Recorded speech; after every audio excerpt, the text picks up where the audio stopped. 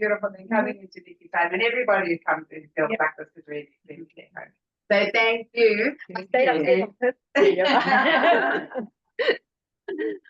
it really is, and really we did have a reason. We had an ulterior motive for bringing Chani Juravel here because a little while ago I shared this book with Nikki, and I said it's not easily available in. It's on Amazon. I know, but it's on Amazon. So the next company is on Amazon. So we'll check Amazon again, but in the Jewish shops at the moment, they just say sold out.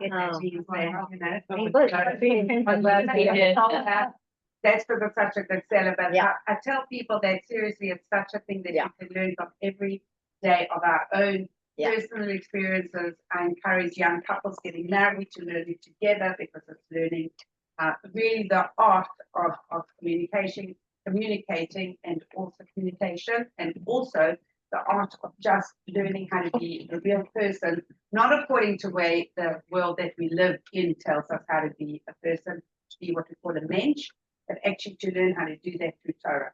And Chani just does that so beautifully for us. So this morning we were already spoken once this morning, and everybody that literally sat there was like spellbound, and we all felt like there's some work and something that we're all going to take from here today to do better, to make us. And every person that was leaving was saying, okay, at least we've got to just work harder. And so just relax, sit back, enjoy, and just take it in, because there's a lot of work for us to do. But I am just going to say that this should really be a marriage for only bringing in lots of bracha and beautiful stuff and everything into a home. And the country, all the letters of care and the cards of care and the tehillim and the food and everything that goes in and out and the shoes. Okay, I could try and do it. Okay, we're going to physio a bit later. And really, we just see the way Hashem works in bringing us all into this beautiful home, and really because we're going to take whatever we learn and have the ripple effect. And that's when we come to the Nikki's home, you have to wear these shoes, you have to be writing parts of it, you have to be contributing out to Helen, and then you have to join us every morning to say there's more to that's whatever that does. And we continue, and I will share after also Chani's daily dose of. Not daily, but so I just thought of this. Maybe it's interesting. In Kabbalah, the act of tying shoes represents independence. Wow. That's why when someone has a loss, they take off shoes, they don't wear shoes, or when so it's interesting that when we make the bracha shasali kol tzarki, that God, you provide me my needs, that actually correlates to putting your shoes on in the morning. And I'm just thinking this, maybe it makes sense or maybe it doesn't, but I don't know Nikki long. I feel like I do. I don't know why, but I feel like what she represents, and you all, I just saw the expressions of all of you coming in and how you feel about your relationship with her. I think she's someone that's giving in a way that provides others their independence. So the act of shoes is that she provides people their needs in a way that they feel is their own. And I think that's very special. And you want to add one little extra thing on the Sure. of buying shoes, which well, they to put on, we tie our shoes the way the Kohanim, apparently in the temple, you put on the right, then the left, then tie the left, then tie the right. And it was interesting. There was a soldier. Yeah. There was a soldier a couple of years ago. There was a story of a soldier that before he went to war, he was totally, irreligious. He said, "I need some spiritual, help here." So the rabbi, I think I'm getting it right. The rabbi in his community said, when you put on your boots in the morning, and there are a lot of boots to put on, a lot of laces. He said, put on the right, then the left, then tie the left, and tie the right. Do it in that mindful way. And he took upon himself to do that every day. And so what was the rest of the story? I don't know if I'm going to mess it up. No, he was actually putting on his shoes, and because he got delayed. He got delayed doing because he had to do that. I'm always a little wary of sharing these stories because I love the soldiers that weren't doing that and weren't saved. So I never love those stories, but if you go for them, it's a good, okay.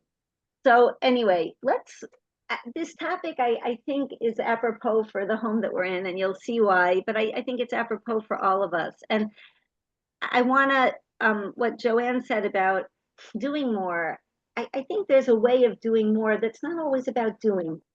Now, psychologically, the way that all of us work, I guess I'm a therapist, but I like to merge the two.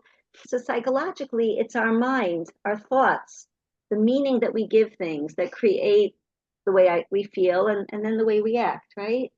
In Hebrew, we say the machshava, the thought, creates the hergesh, the feeling, creates the maaseh, creates the action. So sometimes we're so busy doing that we forget that we don't always have to do.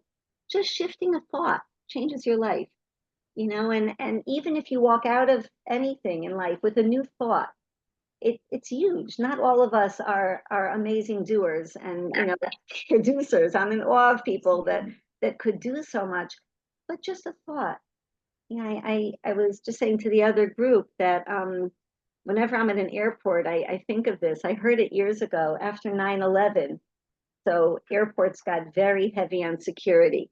And one of the rules that they put into place was you couldn't go on a plane with bottles of water or yogurts. Do you have that here? So now we're basically used to it. But at the beginning, there were these heaps of water bottles. And being a child of a Holocaust survivor, to see all these unopened water bottles was painful. All the garbage of things that way. And you think about where'd that come from?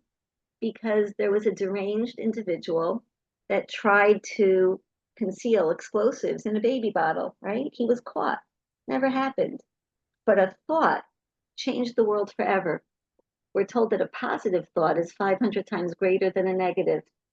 So just thinking something positive, just shifting and seeing someone or something different.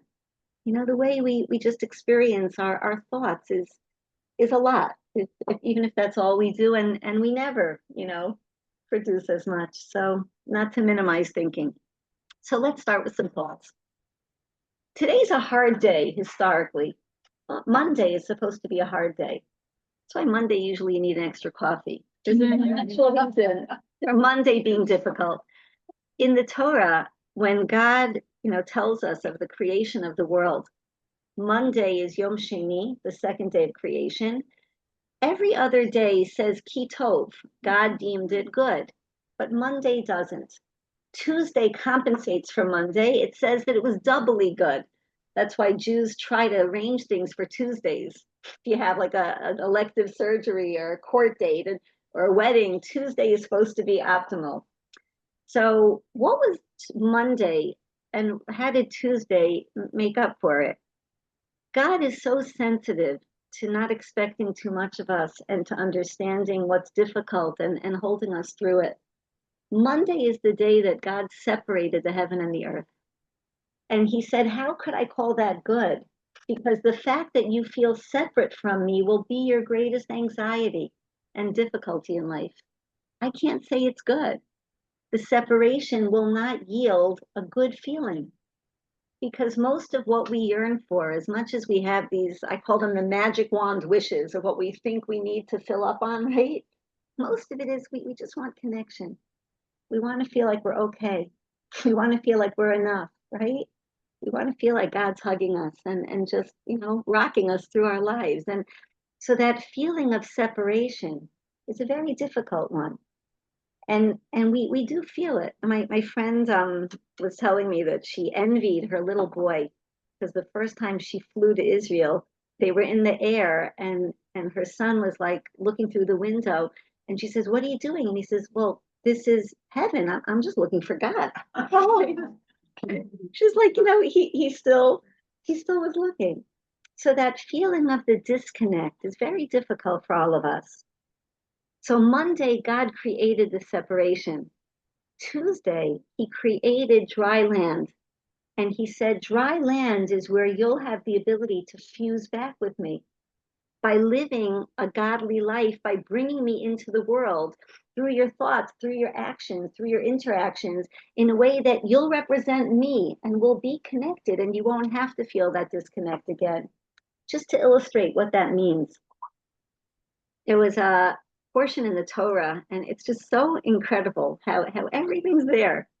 So Abraham, at the end of his life, after Sarah dies, he has this eligible bachelor, right, Yitzchak. So he sends his loyal servant Eliezer on a mission to find his wife. Now, Abraham never asked Eliezer to swear to him. He trusted him implicitly. He took care of all of his crops and his cattle, and never asked Eliezer to swear. But this time, for your kids, you're much more careful. And he asked Eliezer, swear to me in the name of the God of heaven and the God of earth that you'll follow my dictate and find the girl that I need, and take it seriously. So Eliezer's on board. It was not an easy mission because he had his own daughter. It's another story, but anyways, on board. A few sentences later in the Torah, Avram says, I want you to understand why this is so big. I want to tell you about my life and how the trajectory played out. And he said, the God of heaven took me out of my father's home. Okay? Big question. He just asked him to swear in the name of the God of heaven and earth. But here he says, the God of heaven took me out of my father's home. What's your obvious question? Why not the God of the earth? Listen to this, ladies. We have no idea how powerful we are in the world. Rashi, one of the first commentaries on the Torah, he says, why did Abraham leave out the words God of earth? And he said, Abraham said, I'm being honest. Before I came around, God was not the God of the earth. I put him on the map. I made him the God of the earth by representing him, by emulating him, by showing the world the kindness that he's about and talking about him. So if you ever wonder if you're important, right? We transform God's status to being the God of the earth. When a young hostage comes out of Gaza and says, they were breaking me and asking me to convert, a kid that didn't know much about Judaism, who says, I'll never be anything but a Jew. He made God the God of the earth. When Rachel Goldberg Poland goes around the world, when most of us can't even imagine getting dressed in the morning in that position, advocating for beauty and love, she's making him the God of the earth. Every human being in their actions and reactions and interactions makes God the God of the earth, right? So that's our tremendous ability to fuse spirituality into the mundane. Where do we learn that? One of the first dreams, okay, I'm American. Did you ever hear of Martin Luther King? I mean, like, is he here? Remember, I had a dream. So what's the first dream in history? First dream was the dream of Jacob. Jacob is running from the land of Israel, from the cocoon of his parents' home, and he's 68, never had exposure into the outside world, never had to be independent. A lot of kids like that in the world now. Mm-hmm. But so he's got to make it, and he's petrified. And God knows that he's petrified, and he knows he feels so alone and disconnected. So he gives him a dream. And what's the dream? The dream is that there's a sulam, there's a ladder, mutzav artza, it's rooted on the ground. V'rosho magia shamayma, the head of the ladder extends into the heavens. And it creates this gorgeous scenario where malachim, angels, olim, they're going up, v'yardimbo, and they're coming down. So Yaakov has this dream of a ladder, okay? And we're told that he wakes up from this dream and he's feeling good. He's on a mission, he goes, he's optimistic, he makes it. So what was that dream? And a beautiful commentary by Rabbi Hirsch, who lived not that long ago in Germany. He said so perfectly. He said that dream represented our mission in life. Our mission in life is to create balance between the heaven and the earth. That the way to feel shalom, right? We all look for shalom. The way to feel at peace. I'm just thinking, my grandmother did not speak English well. So we had to live at her house. There was no yeshiva where I grew up in Connecticut. We had to live with my grandparents in New York when we were older to go to school. And we were running around and it was hectic and she was trying to watch her soap opera. So she said, stop it, I should rest in peace. She didn't understand. But anyway, so to be at peace, shalom. Shalom comes from the word shalem, whole, complete. When our body and our soul, when our feelings and our doings are in sync, we feel good, we feel at peace. You know, when you have like a really hard time and, you know, you feel bad about what you just said to somebody, and, you know, you sort of like, it could be a great day, but you don't feel right. Or when everything's going right inside, but you were so busy being spiritual that you forgot to make supper, people aren't loving you, like that's not okay either. So it's finding the balance, right, between the body and soul. So Yaakov's dream was that life is going to be about this ladder. We are all a ladder. I am a ladder. I'm rooted on the ground. In America, there was a commercial that used to be very popular for Dunkin' Donuts. Do you have that here? No. So it was this, I remember watching this commercial when I was 16 years old, and I started shaking. I was so scared. This elderly man, and he's in charge of the donut store, and he wakes up at 3 a.m. He says, "Gotta make the donuts." And I remember saying, that's what it is to grow up. They're just so bored and they're making the donuts and like, what's it about? But it's interesting. Years later, I was reading about this little town in Europe that I was close to Slobodka, and it said the holiest man in the town was the baker. Like wild, making the donuts. Why? Because a lot of people could be very lofty when they're rabbis, but he was a baker. And he said, I'm doing God's work. Because even men that can't afford to help their wives and children much, I could give them a loaf of bread and they'll feel good feeding them. That I could make people feel that, you know, there's a warm smile, and I can make their favorite day. She says, I'm doing holy work. That there's no such thing as not being able to make a connection. That no matter what we're doing, we could have that sense of, I'm rooted on the ground. I got to worry about the stuff of life. But where's my head? My definition is in heaven. When I take my kids shopping, to make a girl feel beautiful, do you know how spiritual that is? You know how spiritual that is for a kid to feel confident about how she looks? To have a person feel noticed, feel seen. One of my clients said to me, a beautiful woman, she says, I'm dying my whole life for intimacy. Into me see. I want someone to get me. I want to feel heard. I want to feel noticed. And what do we say about God? We say on Rosh Hashanah, the holiest time of Rosh Hashanah, before blowing the 3 sets of shofar, we say, God, mevinu ma'azin, you understand, you hear. Mabit, you notice. Makshiv, you pay attention. We don't always say he fixes it all. We don't always say he makes us perpetually happy, but that he's always connected. He's always there. That sense that no matter what I'm going through, this sense of my head being in the heaven, of me being able to forge that connection, making something worth more.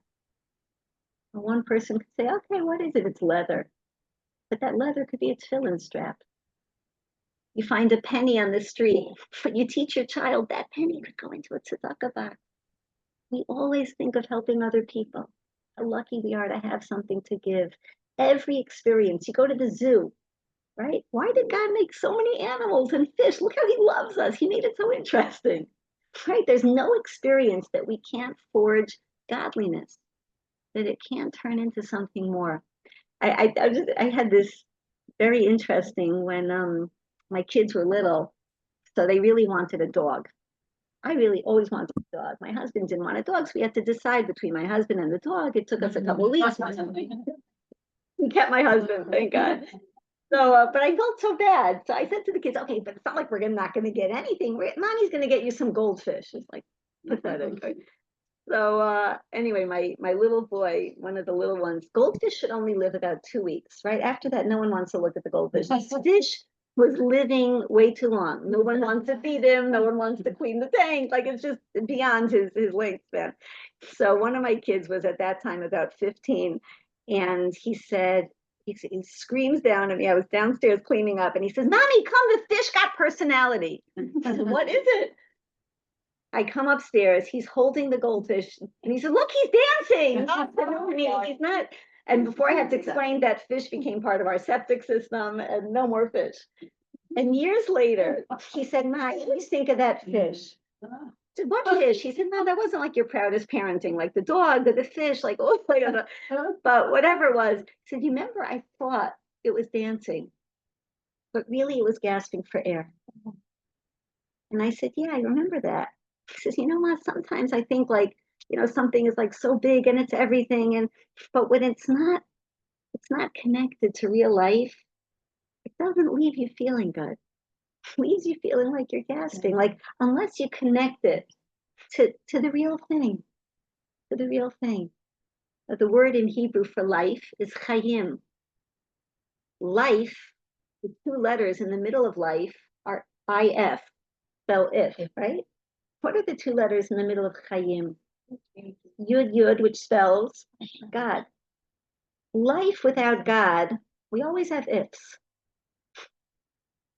If I was this, if I had that, if someone noticed me, if, right?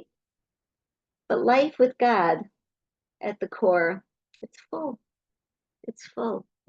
And someone that lives the kind of life that brings God in whatever thoughts you choose, wherever you just make room for him. God's a real gentleman.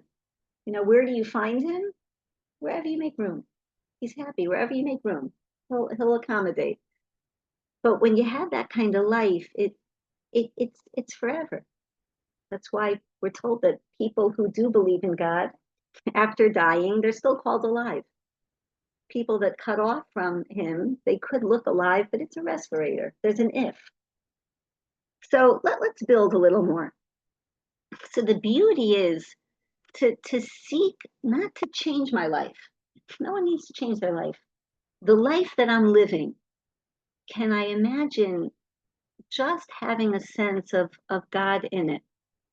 Just waking up in the morning and saying the day that I'm about to have, whatever it looks like, ups, downs, is actually the day that God crafted for me. And if it's my life, it's going to come with the tools. It's not going to be too big for me because he's in it. It's tremendous. It's a tremendous shift. So the beauty of that being. So it's not about divorcing ourselves from reality. I remember being a kid and thinking I wanted to be more spiritual. And in those days, there were a lot of cults in New York. The Hare Krishnas and the Moonies. This is a big thing. So I remember my parents sent me to school in New York. We had no Jewish schools past 8th grade where I lived. And I really, I want to learn and I want to try. And, I'm away from home. And so I come in to go to the subway to school. And there's this group of Hare Krishnas. They used to wear these orange robes. They shaved their heads except for the ponytail. They believed God would pull them out, remember? So, and they're like dancing with this abandonment. In those days, I didn't know it was drug induced. I'm so jealous. Like they got it. So they're so spiritual. But it wasn't spiritual. Because the definition of spirituality in the Talmud, do you know what the definition is of spirituality?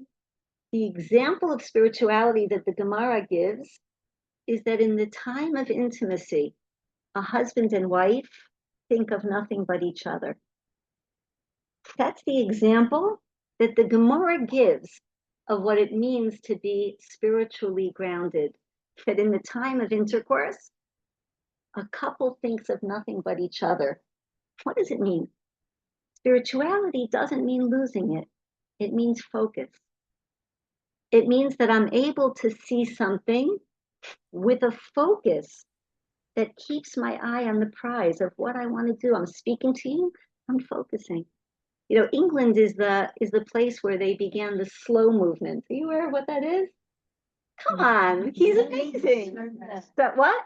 The slow movement? No. So there's a famous professor, he's an Indian. Yeah. Hello. Okay, so this guy, he gave a TED talk in America years ago, and he was like on the fast track in academia. He was a professor and he was like going places, and he was so proud of himself that he was able to fit everything in life. He would come home and he'd have like in 9 minutes, he'd read us on the story and put him to bed. And what? Someone's saying something? So anyway, so all of a sudden one night he's putting his 9-year-old to sleep, He's putting his 9-year-old to sleep and he's reading him this book. And the boy says, Dad, you're in a rush. Don't worry, I'll read it myself. And it kills him.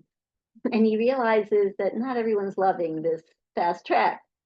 And he decides that he's got to slow down. Does not change his life, but he just starts focusing. And he says, this will cost me my tenure. I probably won't make it, in my job, but at least I'll have a more relaxed life. So for the next few months, he eats slower. He really looks at his wife and connects. During meetings, he really listens to his colleagues without thinking of his next, sentence. He really spends time with his kids. 3 months later, he evaluates his productivity. It was higher because really eating meant you're full and you don't have to keep looking, right? The same with feelings. If you don't feel your real feelings, you're like snacking on them all day, So just being. And the meetings that he had were more because people were heard. They didn't have to, recap and reconnect and tweak. So he started this slow movement. But that's really Kedusha, that I start focusing on my life and realizing that God put me here. There was somebody annoying that I had to handle. And I was at my daughter's house, and she's, when you have one kid that's your conscience, it's not comfortable. Really not comfortable. She's the editor of my book. She's that type, like, Ma! And she keeps me in line. So I was like very annoyed about something. She said, Ma, that was a hard conversation. I said, oh, it's so annoying. She says, Ma, the reason that you were put on the earth this morning was to have patience for that person. I said, why didn't you tell me that? Wow. Since you could call them back. But she says, instead of being annoyed, why not embrace that annoyance was your mission for the day? And I'm so in awe that this child came from the dysfunctional mother that she did. Anyway, so just an example of what it's not. This was so wild that I was taking a course, a training in mediation. I don't know if you have that here. So, to help people through, relationship issues, business issues. So as a therapist, just to have this tool. And I was taking at a college called St. Thomas Aquinas. We were just using the building. And St. Thomas Aquinas has an order there of nuns, and it's an old church near our home. And I didn't know this, but in the 60s, they made a ruling in their specific order that the nuns and priests did not have to wear their habit during the week. I had no idea of that. They have to look like those LL Bean commercials, like, the very modest twill pants and, anyway, so there was this lovely woman. We all had to have a partner to do the training, and she was my partner. And her name was Anne. She's a lovely woman and very bright. She looked sort of like Julie Andrews, that type. And she always wore her wedding band on her right hand. I figured, okay, water retention. I didn't think into it. But everyone that came in and out knew her in the college, and they were calling her Sister Anne. Okay? So I said, Anne, why are they calling you sister? She says, well, you didn't realize that I work here. I'm a nun. I said, no. She said, oh no, we don't wear the habit during the week, but I'm the sister. I'm the head nun in St. Thomas. I said, yeah, I never met a nun before. She says, well, what are you? I said, I happen to be Jewish. She says, and are you are you religious? I said, yeah. I said, I only know the Old Testament. So you could probably educate me about things I don't understand. She was like, what? I said, Anne, I really know the Old Testament, like very well. I teach it. Where did you get this idea of celibacy? Where'd you get it? To us, like we believe marriage is very holy. We believe in relationships. And where did you get this idea that, that people that are lofty should not marry? She says, Hannah, between you and me, we realize it was a big mistake.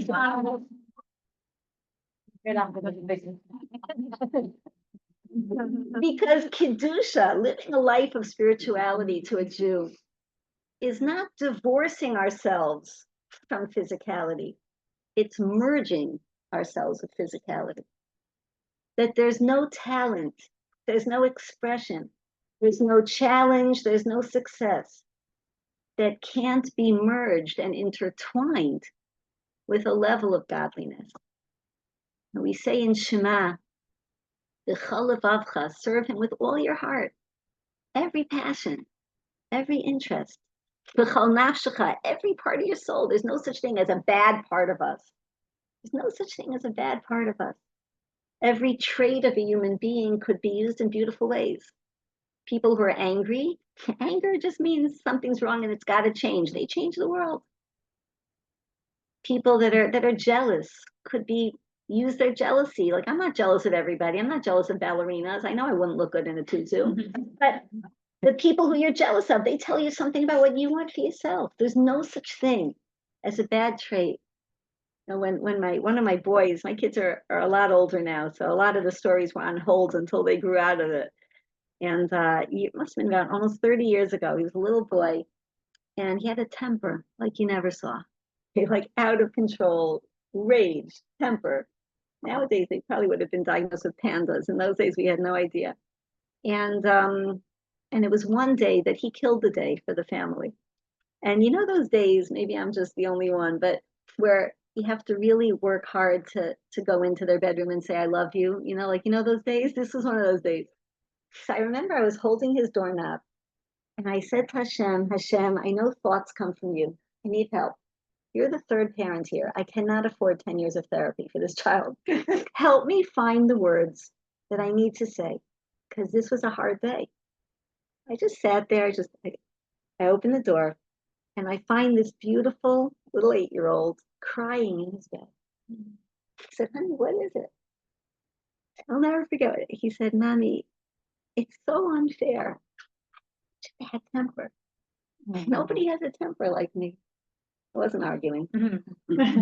So then he said these words. He said, Mommy, Hashem gave me a clearance rack neshama. A clearance rack neshama. You can tell where I shop. Clearance rack neshama. And I said, how could you say that? And God gave me these words. I promise these were not my words. I said, do you know how lucky you are that you have a temper? Don't tell your siblings. Do you know how lucky you are? What do you mean lucky? I said, I want to tell you about some people right here in Muncie, in our neighborhood, with tempers like you. I want to tell you about some people. You know your grandfather's friend, Mr. So-and-so, that started the Jewish Ambulance Corps? Do you know why? Because he was such an angry man. He was holding his friend, dying in his arms. The ambulance it was taking forever. That night, he got moving. He started the Jewish ambulance because he was so upset. You know my friend that started that charity for the brides that had no money? She always had a temper, even when we were girls. And she said, this is unacceptable. Girls have to feel proud getting married. She started this fund to make sure that all girls felt good. And you know, so-and-so that started that other organization that gives out the Shabbos food, said, that guy, you have to watch out for him. You know, he went to a neighbor's house on Shabbos. He saw they were eating peanut butter sandwiches. They had no money. And he got moving. He says, Mommy, there's so many angry people in Muncie. I said, you have no idea what's going on. No idea. Today was a bad day. We got to talk about how to use your temper. But you're very lucky to have a temper. There's no such thing as a part of us that's not godly. God made us first quality merchandise.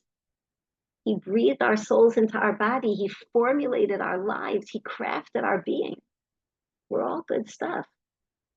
When God finished the creation of the world, it says, Vayar Elokim, the God of justice, black and white, no fluff. Vayar Elokim et kol asher asa. He saw all that he made. Vihine tov ma'od, and he deemed it not just good, very good. One of the commentaries, the Malbim says that refers to every creation in the history from the time of Adam until the times of Messiah. There's no such thing as bad stuff. We could turn it pretty bad. We could perceive it as pretty lousy, but it could always be connected if we choose it to. It's such a powerful way of looking at life and everything about it. You know, I had a young woman that used to come to our house a lot. She had been married to a non-Jewish drug addict for 10 years. And she was very, very successful. She ran the Loren division in one of the big department stores, very gifted woman. And she was funding him basically, you know, for those 10 years. She was told she couldn't have children. And his last rehab visit, he said, you're too good for me. Go find yourself a nice Jewish boy. You deserve better. And he divorced her, which was so loving. He was a good guy, but he just was pathetic. Anyway, she started becoming more interested in Judaism, and she ended up meeting someone in Israel who was also told that he could not have children. Yes, they have 7. Okay, but he was a tough guy. And when we met him, she brought him back to meet the 5 of us that were her like spiritual sisters. We hated this guy. He like, the type that take up all the oxygen in the room, like just very a hard guy. We didn't say anything. It was already a done deal. 13 years later, she made a bar mitzvah, and we all flew in to where she lives to go to the bar mitzvah. She said, "Can I have a few moments with just the 5 of you?" Yeah. She says, "Oh, don't. Oh, okay." She says, "You're all lousy fakers, and it's obvious that you all hated my husband." She says, "And I want you to know what you hated about him." And she lists the traits that we all hated about him. And we're sitting there like with our heads down. She says, "It's okay. I want you to know how each of those traits has made him the man he is today." And she goes through them. Because he's this, he's done that. Because of this, he's the father. And I went to the woman next to me and I said, "Do you think all of that was true? Or it became true because that's the way she saw him?" Not that he was ever abusive, God forbid, but she saw him as the beauty. And that has such power. How many of you ever saw the movie The Help? Yeah. Remember when she puts the girl to sleep every night? You is smart, you is wise, you is important, right? So just the way that a person, I remember watching this movie with one of my daughters and she's crying. I said, "Why are you crying?" She did not love school. She was my one teacher or whatever say that to me. He was wise, he was smart. Anyway, so the beauty, I was thinking in the world of psychology, I guess I always think like a therapist. There's 2 very big words today that are used in the psychology, I guess at least in New York. The word to elevate. Even in fashion, those boots are elevated, right? I don't need boots, I have boots, but this is a more elevated version of what you have. Do you hear this word? It's an elevated version. So there's the word to elevate, because we're in a seeking generation. Souls want to elevate. Unfortunately, sometimes we apply it to the shoes we buy. Not that that's bad, it's fun. But to know that it could be more. I was in a video. I always said I would not be in a video for years. I said, I'm not getting videoed. I don't want my. So one day I get a call, this was years ago, from a dear man in Muncie. He runs a foundation to teach people to speak more favorably about others. His name is Michael Rothschild. He runs this huge foundation to teach people elevated speech, to be more sensitive, not to be derogatory. So he said, "Chani, I'm making a video. Please, could you be in the video?" I said, "I'll think about it." So one of my kids said, "Ma, let's be real. You don't want to be in a video because you're afraid people are going to talk about you." But this is a video about elevated speech. So no one's going to come out talking about you. It's safe. I said, "Okay, I'm going to try." My son was dead wrong, dead wrong. So the video was shown in different places on a Saturday night. And one of my nieces calls me. She says, "Aunt Chani, it's a good thing I have your back." Oh, I said, "What are you talking about?" Because I went to the video. And this woman behind me, she says, "Who's this woman?" She says she's spiritual. I know where she got those glasses. I know the brand of the sweater she's wearing. She's spiritual. And my niece said, "No, you don't understand. Like my aunt. That's my aunt. She turned her glasses into something spiritual." She really feels good about the sweater. It's not just a sweater. It's elevated. And she's not wrong. There's nothing that can't be enjoyed, but connected. God, thank you. Now, I was in the grocery before Pesach. Not easy to make Passover. A lot of work. A lot of work. And those aprons that say, "If we got out of Egypt, why am I still in the kitchen?" People have a hard time. So I'm in the grocery, and in Muncie, we have these kosher supermarkets that are the size of a mega mall. It's outrageous. outrageous stuff going on. So everything is there. I remember my mother making Passover. We had so few ingredients. So everything's there. And this lady's fetching to me. It's so hard. And so I said, I know you have so many children to feed. Thank God you have so many children. Yeah. So I said, look around you. We all have full wagons. God gave us such benefit. I know you're having a hard time, but could we just put it in perspective? We're healthy. We could afford our groceries. I didn't say this. This was all my thoughts. I just nodded and felt nauseous. But I'm thinking to myself, right? How much, like, we could be there, but we could make it a ladder. God, it's tough, but I'm doing it for you. I'm hugging you back. I want to do something special. The beauty of just making that connection. And even if I'm really having a hard day, I saw you got a gift of Psalms. Psalms is very real. King David also fetches in Psalms. Yeah. Haley lama zaftani, why did you leave me? Right? Ad ana tishkachini, how long are you going to forget me? Dimasi arsi amsa, I'm wetting my bed with my tears every night. These are also Psalms. Who wrote Psalms? God.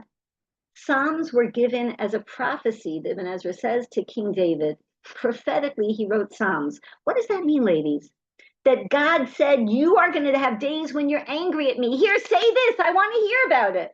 That's how much he loves me, that he wants to know even when I'm angry. We don't have to be sterile. I think we learned that from Arab women. Did you ever watch them pray? All over the place. And Jewish women like, and if you show any passion while you're praying, because you're feeling and you're emotional, someone inevitably in synagogue says, shh. Right? No, it's not okay. The beauty of letting God know, he wants to know it all. He wants to have a comprehensive relationship. So elevate. Now we're coming to Hanukkah. And we say it's such a miracle. It wasn't such a miracle. Hanukkah was over. They were still stuck under Greece. They were tributaries. They were paying taxes. What's the miracle of Hanukkah? The miracle of Purim. What was the miracle? Esther was still stuck, living in the monster of a maniac, mothering his child. We're here today. The miracle was that Jews reintroduced God into the thought of their life. That's it. That's why we're here today. In Kabbalah, the letter Nun represents a nofel, a victim, someone who's down. The letter Samach represents somech, feeling supported by God. Nun Samach spells nes. That's a miracle. That even if my life doesn't change, but I change the way I see it, I change the way I feel about it, all of a sudden, that's miraculous. The definition of a miracle is to go beyond the feelings that are natural to you. And I could say to God, God, you say measure for measure. If I could go beyond my nature, you could do a miracle for me. You could be hard on God like that. If I could do it, you could do it. Shift the world, because I shifted my world of self. Big thing. To just shift the way I see the same situation, to allow for a new thought. Now, one of my kids, I sound like I have a million kids. I just tell the same stories. One of my kids was ready. They're all married, thank God, and they were not coming the way they used to come for the weekend. And of course, I was taking it personally, because why shouldn't I? And be as miserable as possible. So I'm just like, and my husband said, "What's nice?" I said, "He keeps canceling. It's not important. He doesn't care about the family, and he's not connected." And he said, "Chani, how do you know that those thoughts are his reality?" I don't. Okay, maybe there's another thought. I didn't know the other thought. I just said, God, these thoughts are not working for me. Just I'm ready for a download, but I'm stepping away for those thoughts. Thursday night, he was supposed to come the next day. Thursday night, he's calling and he's about to cancel. But I didn't have that thought. So now I'm clear. And I was just curious. So I said, honey, is everything okay? And he says, no. Why do you think I've been canceling? Everything's not okay. So I said, really? He says, you haven't asked. I said, you want to know what's going on? Why we've been canceling? And he tells me. And instead of anger, I'm just full of compassion. I said, I can't believe this. And it hit me how many times I haven't been curious. God's first word to man after they sinned, one word, Ayeka, where are you? What does he teach us? That before making decisions, even though he knows all, he was giving us a model. Even if you're terribly disappointed, the person just ruined my world, but I want to hear their side. When we connect to God, we become open, curious people. We become less judgmental people. We become people that are capable of intimacy. That's what happens when we turn the spirituality into something more real. Just that level of, and the next word in modern psychology, mindfulness, right? What is mindfulness to a Jew? That every situation that I'm going through that's out of my control is really mine. Mindfulness. I'm really where I'm supposed to be. I'm supposed to be sitting in this house someplace, and I have no idea where I am right this minute. I don't even know the address. 26. But the beauty of just knowing that I'm where I'm supposed to be. The hard times, the good times, they're really my times. And I could make it work. Now, I was sitting with a beautiful client who has such a difficulty with one of her children, like the nightmares that nobody wants to deal with. And she said to me one morning, she said, Chani, if this child was not part of my life, I could be living the life I was supposed to live. And we were both crying. That's so real. So I was holding her hand. I said, I'm so with you. But what if she is the life you're supposed to live? I said, well, that would be different. And we both giggled, right? But that's really what it is, that if it's my life, as much as it's not ever the part of life I imagined, it will come with the toolbox. If God gave it to me, doesn't mean it's going to be my most wonderful, happy, but it's mine. That means I could turn it into something. Now, I asked my mother went through the war, and if I could go back now and give her even more admiration. She lived years of October 7th, right? I never understood like the greatness that my mother was pretty normal, came at 15. So she never wanted to talk about the war. Married a real American, 1898 Yankee family. She got rid of her accent, brilliant woman. And she said, there's no need to talk about it. I just want to move on. And so she says, at the beginning, we didn't talk about it because we were afraid if we did, people would think we were crazy. We didn't think they'd believe us. And I just got used to not talking about it. I don't need to. Later on, when she suffered with chronic pain, I said, Ma, you know that this could be repressed. The rain of pain, the rain of pain is often in the brain. She says, if I have a choice of having to live through that pain or just feeling this fibromyalgia, I'll keep it. So she never wants to talk about it. But there were two things she shared. And talk about mindfulness. I said, Ma, just tell me, how did you all get through it with sanity and positivity? How'd you do that? You came out of it. You built lives. How'd you do that? She says, I don't know. She says, maybe it's something my father said before we got separated. I said, what did he say? She said it was the night before we knew it wasn't looking good, and we were about to be separated for a few years. And my father said, he collected us and he said, we never imagined that life could get this bad. We never thought the good wouldn't last forever. So that means the bad won't last forever either. So I said, so what did you do with that? This was the second thing she said. She said, there's one movie that explains my life. Go watch the movie and then we'll talk. Okay. What's the movie? The Pianist. Has anybody ever seen it? Okay. So The Pianist is it's a true story. What's his name again? I forgot. He was a famous pianist, a concert pianist, and he was from Hungary, I believe. So he was already a budding star, and he basically got through the war because the Nazis used him for entertainment, but he was losing his mind. So while he was being their entertainment, which itself is like, how do you entertain these people that are? So to get through it with sanity, he was creating his own piece that he couldn't play, but he was imagining, he didn't have paper, but he was like in his mind. And every night when he didn't have a piano, he was playing the piece and he held that in his mind. And then years later, it shows him playing that piece at the Metropolitan. He's Polish. Oh, Polish. Okay. So my mother tells me, go watch this movie. So of course I watched the movie. I call her up. I said, Ma, what does this movie have to do with you? You're tone deaf. You never played an instrument. You didn't get through the war that way. You never played at the Met. Like, what did you tell me to watch this movie? She says, you missed the whole point. I said, what's the point, Ma? She says, Han, forget the piano. When he was losing his mind, he created a piece that he played in his mind that ended up being life. When I was alone, I created a piece. First, I closed my eyes. I imagined a loaf of bread that I didn't have to share that would fill me. I got daring. I imagined a pair of shoes that fit. And then I got outrageous.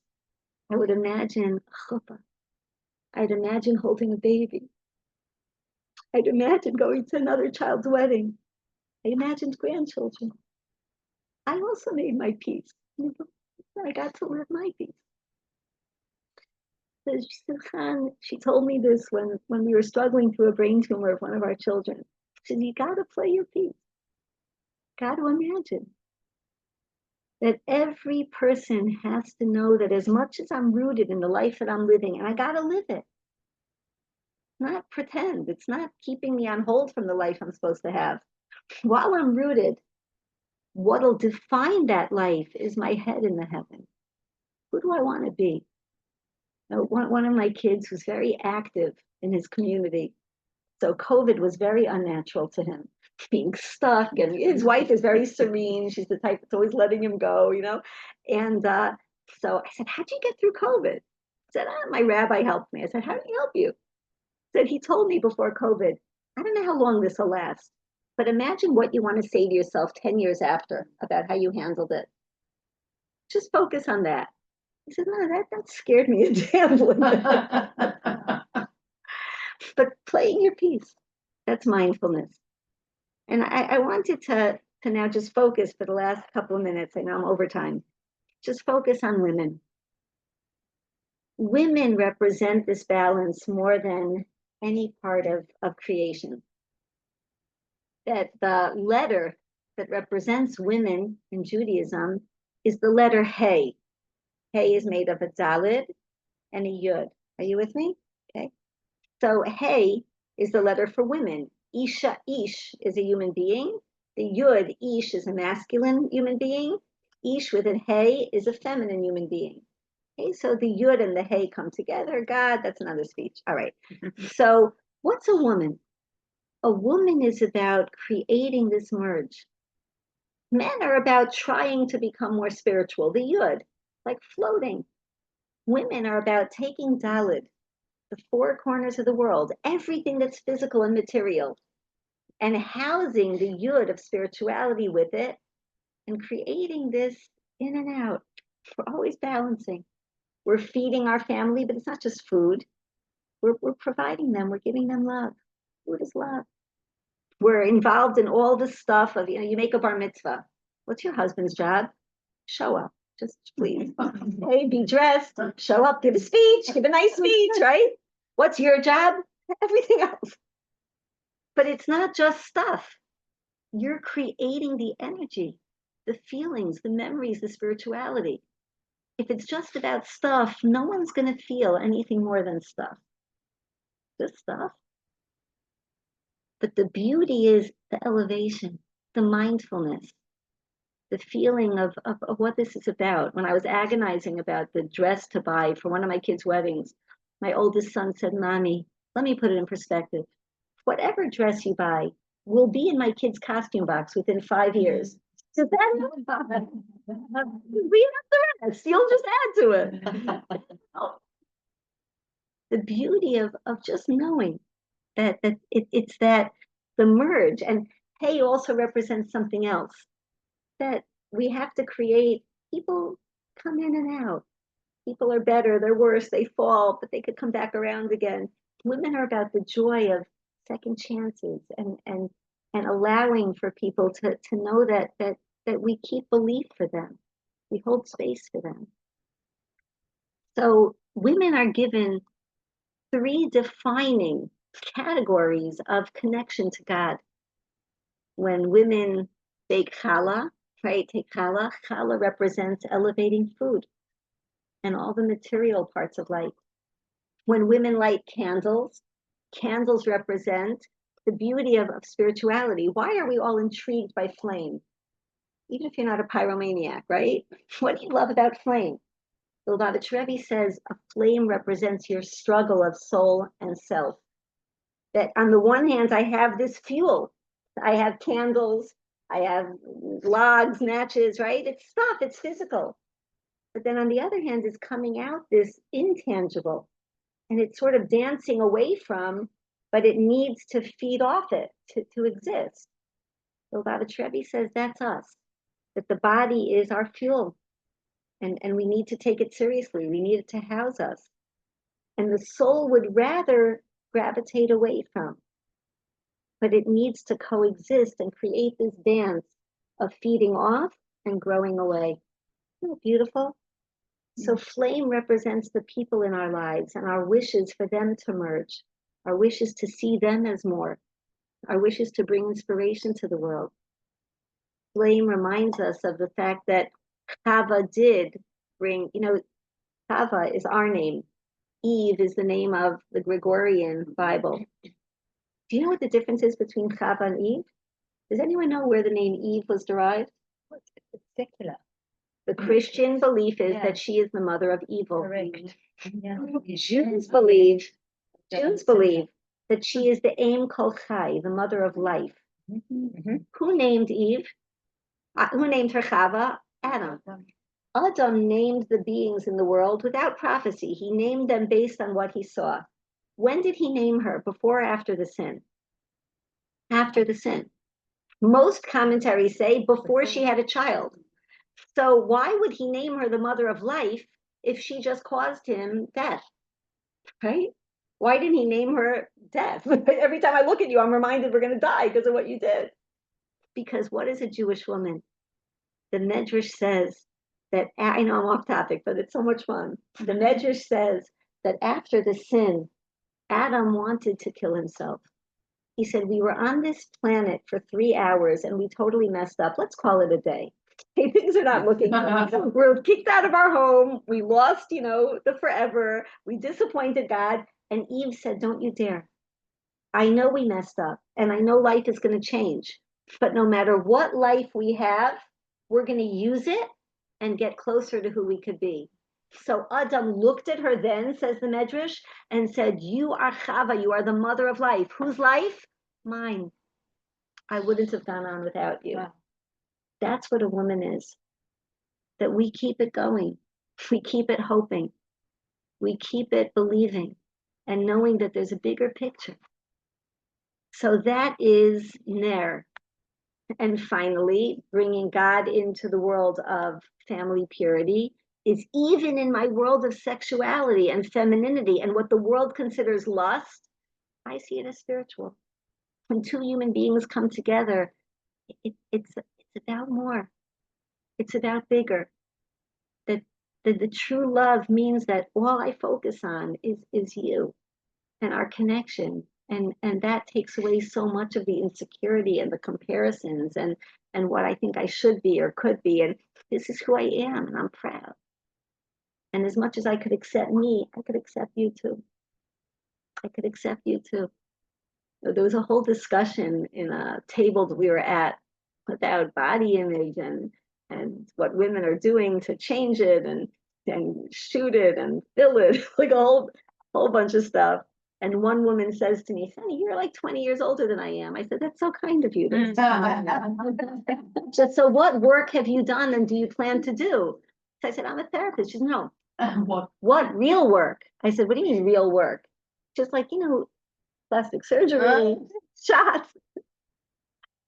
He said, I never contemplated that work before. Like every morning I say, Bracha Shasani Kirtzono, God, you made me according to what you think I should be. I thought this is like what I should be. I don't know.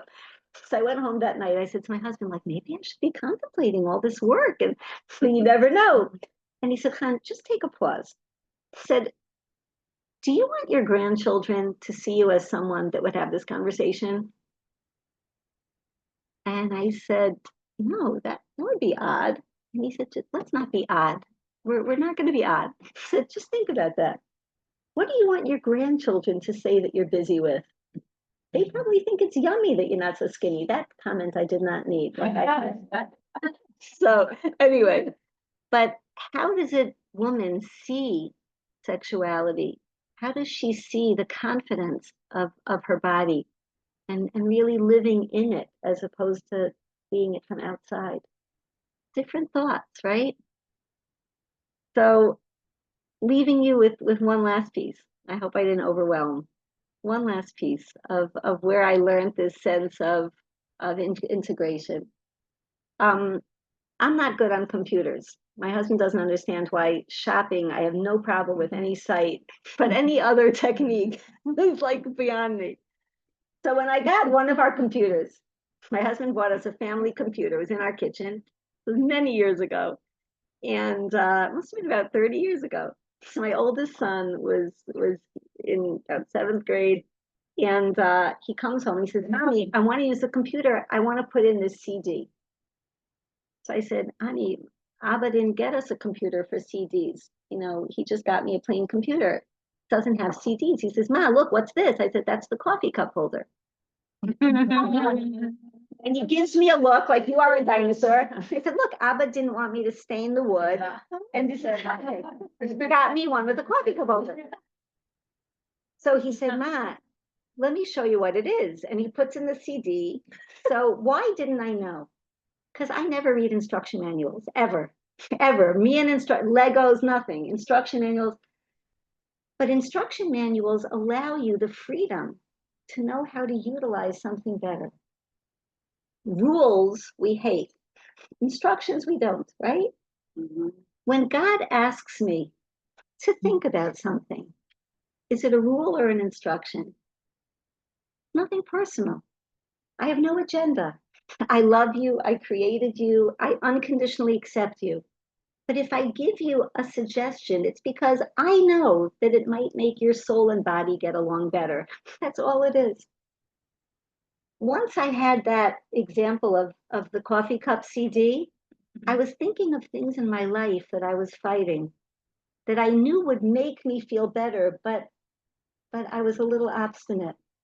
And I said, maybe this is like an instruction manual.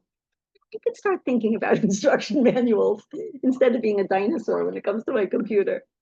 And I thought that was just a thought to share. That if there is something that we contemplate, you know, growing toward or thinking about more, maybe it's just something that's part of my ladder. And the ladder has angels going up, angels coming down. The angels going up are the effect that I create for God in this world. The angels coming down are the way that he kisses me back. And I think we felt that a lot in the last 3 years. I'm in a home that really represents this speech. For a woman to turn adorable shoes into a mission statement of Judaism. This is a home of a ladder. And I see that in all of you. Like, you know, I'm very, you know, sometimes I mess up on my observations, but I was just sensing the energy here that all of you, you know, have a lot to you. I sense that. It's an intelligent group, it's a polished group, and all of you merge that with connection. You don't always find those two things going together. Sometimes people that have more to them become more independent and aloof and about themselves in terms of their ambition. For you all to have that incredible, you know, sense of more and to use it for connections, you're very balanced people. And I wish you that balance creates the shalom that gives you much shalom, regardless of whatever you're dealing with. Very, very. Thank you. Thank you. Thank you. We can't finish it out. Firstly, thank you. Thank you. But I've already. Food for thought before you run. Just say Amen, Rafa. You walk around with She wants to elevate us. Where are you from? From Poland? What town? Let's go. 1, 2, 3. Let's listen. Okay. I never was from Roswitha. Okay. Wow. Ata Adonai. So we're Kingsmen. Eloheinu melech haolam. Asher kidishanu. B'mitzvaysav v'tzivanu. fish Allah, many so. Amen. Amen. The merit of this is of a precious scholar, we should have reposed, you should Amen. for all of Amen. all of our lost hostages home. Amen. The entire Israel returning to Yerushalayim very, very, very soon. I just wanted to say, you know, the planet, the new month. Yeah. It seems to me. Yes, thank you all, thank you everybody.